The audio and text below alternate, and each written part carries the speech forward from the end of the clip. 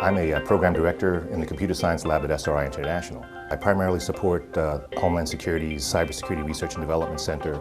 We help researchers there make more impact with their innovations.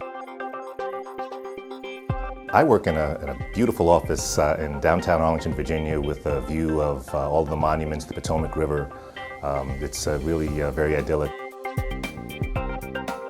A typical day can be anything from working on a project in one of those classified spaces, doing research, just sitting back and thinking, or working with stakeholders in Homeland Security, helping develop cybersecurity requirements for protecting the nation's infrastructure.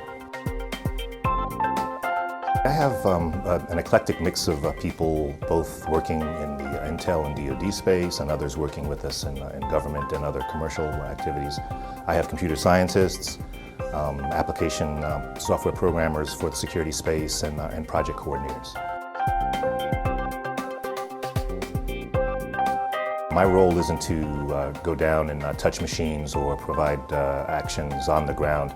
I work with the researchers, with the operators that will be doing those work, and then communicate up to upper management who are making decisions. And I also try to provide top cover for those guys who are actually doing the work, so they can be left alone to get the work done and not have to answer those questions over and over again. The technical expertise is definitely mandatory, but the ability to communicate with people with different types of technical backgrounds, to be able to talk to managers and the stakeholders, the end users, is really critically important. And that's something that I think that CISSPs excel at. So I tell them not to be afraid to try new things, not to be afraid to fail, but don't try to cover up failure, just to improve, correct it, and then move on.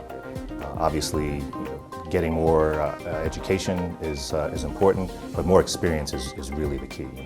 You are what you do, and I think education helps, but experience is really very necessary.